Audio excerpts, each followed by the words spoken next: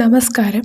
ശിവപാർവതി മീഡിയയിലേക്ക് ഏവർക്കും സ്വാഗതം. ലോകത്ത് ധർമ്മം ക്ഷയിക്കുകയും അധർമ്മം വർദ്ധിക്കുകയും ചെയ്ത ഒരു കാലഘട്ടം. അനീതിയും അക്രമവും നിറഞ്ഞപ്പോൾ ദേവന്മാർ ആശങ്കയിൽപ്പെട്ടു. അവരുടെ സമാധാനം കെടുത്തിയ ശക്തിയായിരുന്നു മഹിഷിയുടെ അധർമ്മഭരണം. മഹിഷി കടുത്ത തപസ്സിലൂടെ ബ്രഹ്മാവിൽ നിന്ന് ഒരു വരം നേടി. ദേവന്മാരാലോ മനുഷ്യന്മാരാലോ എനിക്ക് മരണം വരരുത് എന്നായിരുന്നു ആ വരം. വരം ലഭിച്ചതോടെ മഹിഷിയുടെ അഹങ്കാരം അതിരുകടന്നു. ദേവലോകം പോലും മഹിഷിയെ വിറയലോടെ കാണാൻ തുടങ്ങി. ദേവന്മാരുടെ യാഗങ്ങൾ തടസ്സപ്പെടുത്തി. സാധാരണ മനുഷ്യരുടെ ജീവിതം ദുരിതത്തിലാക്കി. അവസാനം ദേവന്മാർ പരമശിവനെയും മഹാവിഷ്ണുവിനെയും ശരണം തേടി.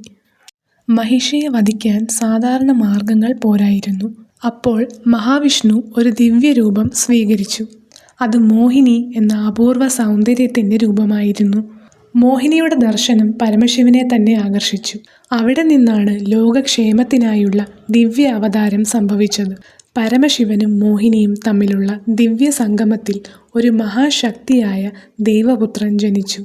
ധർമ്മശാസ്താവ്, ഹരിഹരപുത്രൻ, ഭഗവാൻ അയ്യപ്പൻ.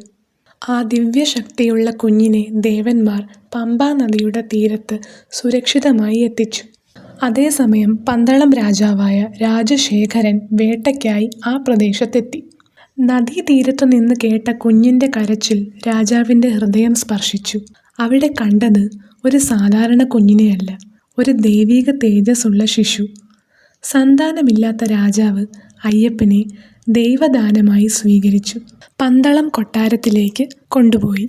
അയ്യപ്പൻ ഒരു സാധാരണ കുട്ടിയല്ലായിരുന്നു. കുട്ടിക്കാലം മുതലേ അവനിൽ അസാധാരണമായ ബുദ്ധി, അപാരമായ ധൈര്യം, എല്ലാ ജീവജാലങ്ങളോടുമുള്ള കരുണ തെളിഞ്ഞിരുന്നു. വിദ്യാഭ്യാസത്തിലും ആയുധവിദ്യയിലും അയ്യപ്പൻ മറ്റെല്ലാവരെയും പിന്നിലാക്കി. പന്തളം രാജ്ഞി പ്രസവിച്ച സ്വന്തം മകനേക്കാൾ അയ്യപ്പനെ രാജാവ് സ്നേഹിക്കുന്നു എന്ന തെറ്റിദ്ധാരണ കൊട്ടാരത്തിൽ കലഹങ്ങൾ സൃഷ്ടിച്ചു. പന്തളം രാജ്ഞിയുടെ അസുഖം മാറാൻ പുലിപ്പാൽ വേണമെന്ന് വൈദ്യൻ പറഞ്ഞു. ഇത് അസാധ്യമെന്ന് എല്ലാവർക്കും അറിയാമായിരുന്നു. പക്ഷേ അയ്യപ്പൻ പറഞ്ഞു, അമ്മയുടെ രോഗശാന്തിക്കായി ഞാൻ കാട്ടിലേക്ക് പോകാം. കാട്ടിലേക്ക് പോയ അയ്യപ്പൻ പുലികളെ വശീകരിച്ച് പുലികളുടെ കൂട്ടത്തോടെ അവൻ കൊട്ടാരത്തിലേക്ക് മടങ്ങി.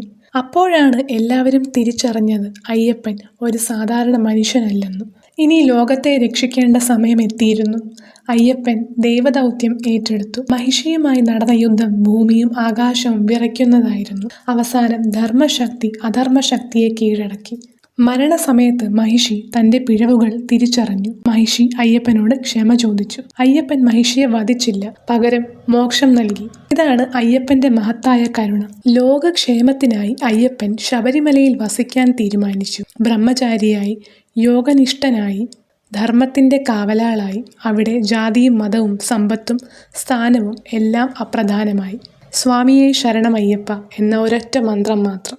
ഭഗവാൻ അയ്യപ്പൻ നമ്മെ പഠിപ്പിക്കുന്ന ചില കാര്യങ്ങളുണ്ട്. സ്വയം നിയന്ത്രണം, ശുദ്ധമായ ജീവിതം, സമത്വവും സാഹോദര്യവും, ത്യാഗത്തിലൂടെ ആത്മശുദ്ധി എന്നിവയാണ്.